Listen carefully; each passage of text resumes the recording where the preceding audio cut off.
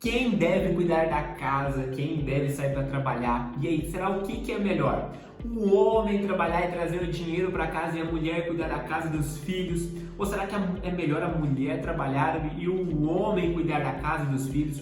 Ou será que é melhor ambos trabalharem e ambos compartilharem da rotina, das responsabilidades do dia a dia? E aí, o que você acredita que é o melhor, o que você acredita que é o certo e o que você acredita que é o errado?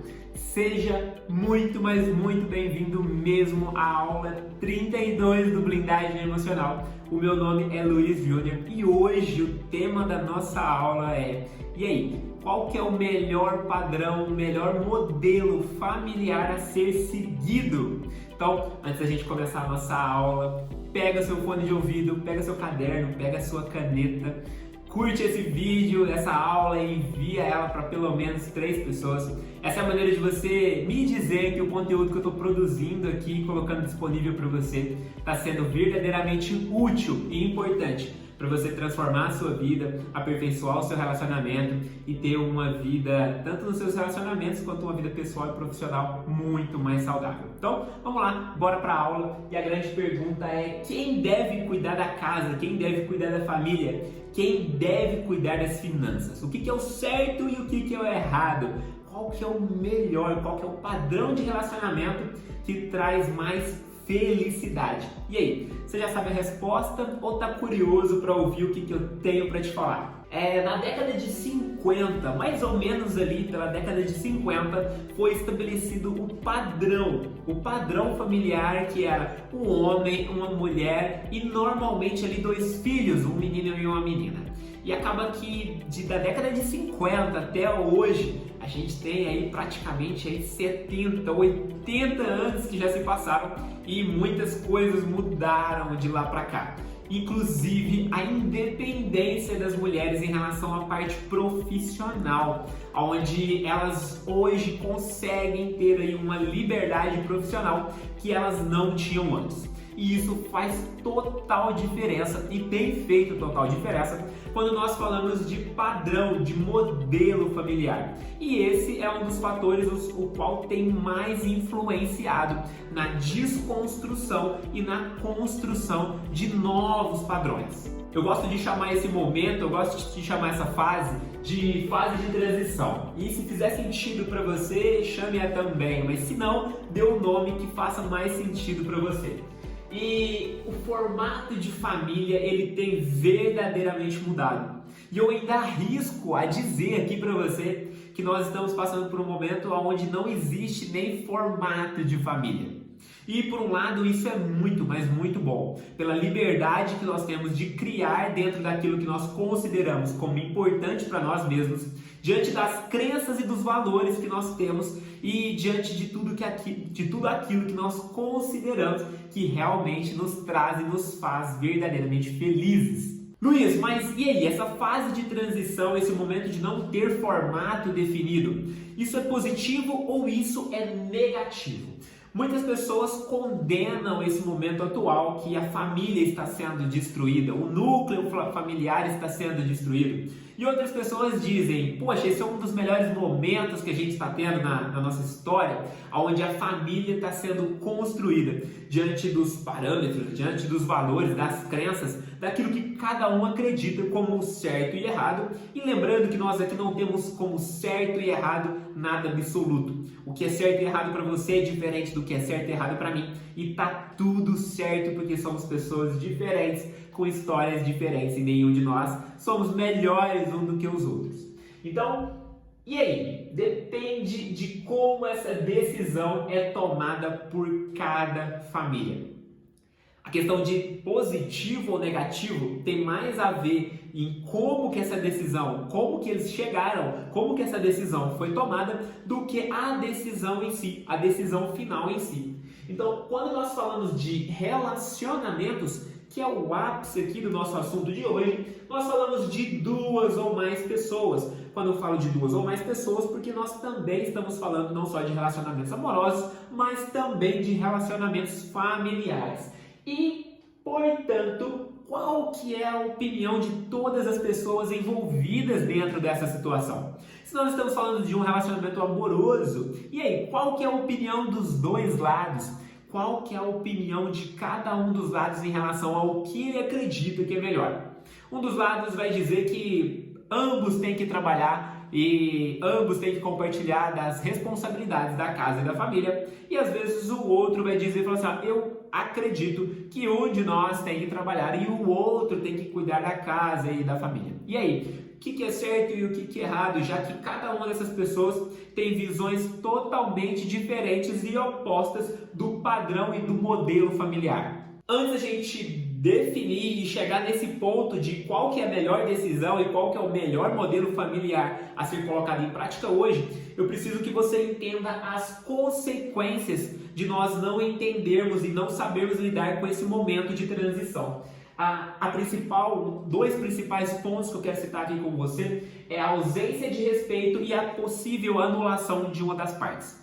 Quando uma das partes ou ambas as partes faltam com respeito uma com a outra, não respeitando a decisão ou não respeitando a opinião, a forma de pensar e agir do outro, acaba que se essa parte ela tiver uma força muito grande dentro do relacionamento, ela acaba fazendo com que a outra venha a se anular, a outra venha a fugir dessa relação. E fugir da relação eu falo não nesse ponto agora em específico do divórcio, do término, mas eu digo tá bom, para que a gente chegue num ponto aqui que agrade aos dois, a sua decisão aqui é a que conta, a sua decisão é a que vale e a minha não importa. E isso pode ser exteriorizado de uma forma verbal ou isso pode ser externalizado numa forma de ausência de agir, ausência de falar. Ou seja, pode ser que o seu parceiro ou sua parceira diga que realmente ele não quer opinar ou simplesmente ele não opine e deixe com que você conduza esse padrão familiar.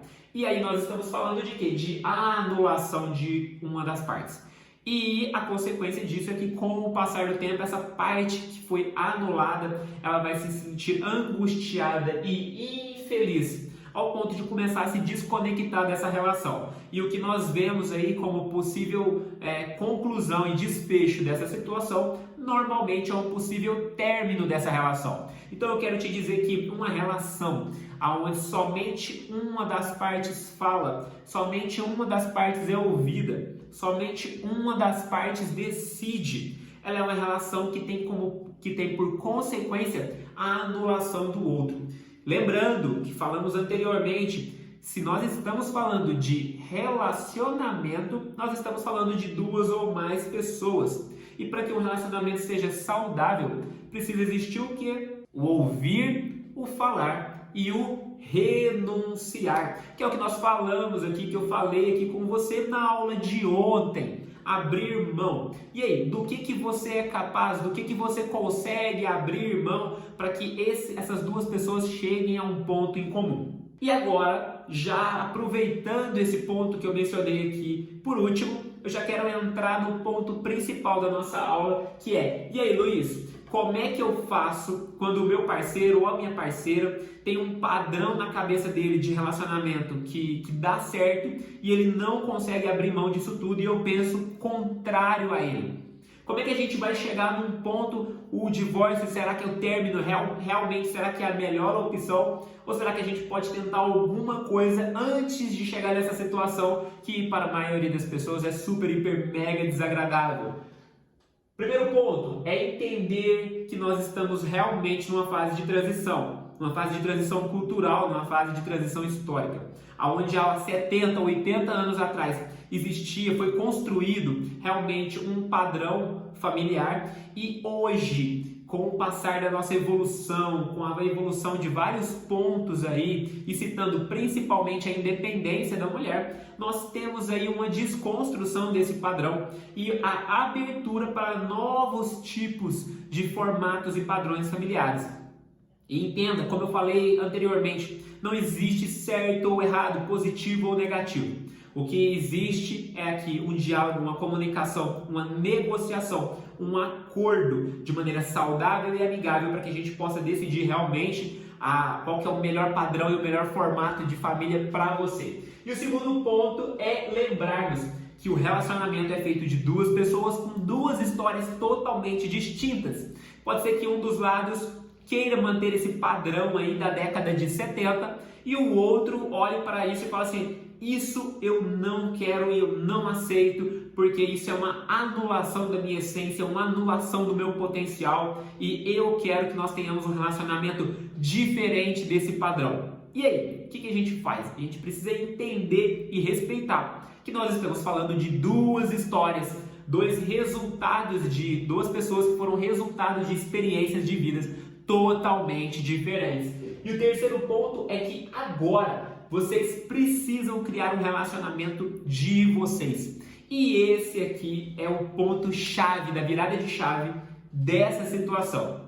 Que é, vocês precisam entender que não existe padrão de certo ou errado. Não existe qual que é o melhor relacionamento. Eu te trouxe até aqui para falar para você que essa é a oportunidade que você tem aí do outro lado de sentar e de conversar e de expor essa situação para o seu parceiro ou para sua parceira, para vocês entenderem o que é importante para cada um de vocês, mas também o que cada um de vocês podem abrir mão e esquecer e deixar de lado esse padrão de certo e errado, esse padrão de qual que é o melhor modelo a ser seguido, qual que é o melhor modelo, aquele modelo que trará felicidade.